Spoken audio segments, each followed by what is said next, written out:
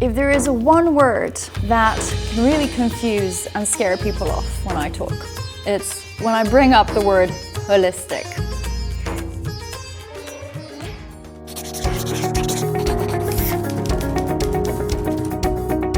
Have you ever come across this word, brought up images of holier than thou meditation, eating all sorts of different herbs and spices to improve your well-being, and promises of living up to 200 years old, possibly even levitation?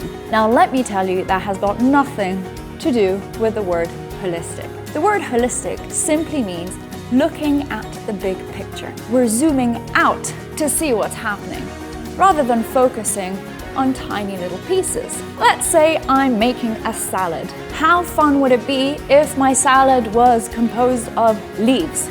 No salt, no seasoning, nothing yummy, just leaves. A rabbit might like it, but that's pretty much it. Now, what if I told you I were to make a salad just out of tomatoes? You might like tomatoes, but a bunch of tomatoes together don't make a salad. Now, what if I told you that I take my bowl and I put in all the stuff that I love the most? Salad, seasoning, vegetables, whatever floats your boat. Imagine your favorite salad. It's made of lots of different things, but I wouldn't judge the salad just by looking at one ingredient. And that's what the meaning of holistic is.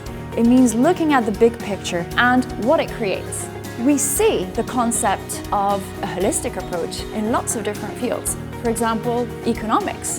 When we think of macroeconomics, we're looking at the big picture of the economy and how culture comes in with politics, commerce, with so many elements that make up the macroeconomics. When we look at the environment, at an ecosystem, we look at how these animals interact with these animals and who eats who, where they live, what they do. That's an entire ecosystem and how it relates to one another. We might even look at a colony of ants and look at how the different ants behave differently.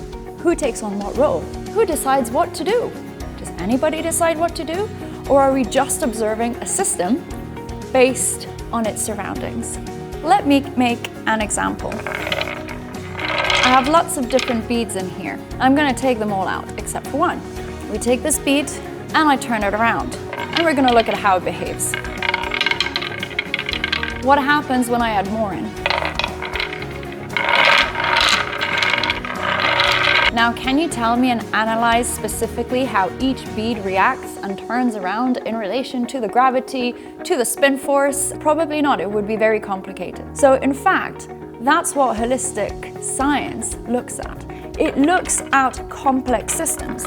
What happens when there is no yes or no answer? No zero, no one.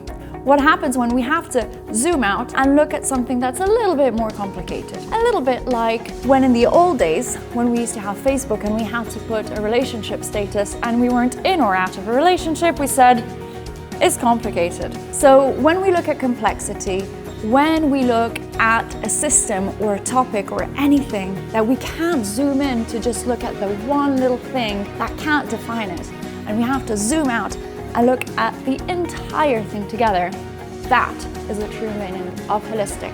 And when we apply the concept of holistic to our training, to our lifestyle, to the way that we are, the way that we live, the way that we do things, we're truly looking at a holistic approach.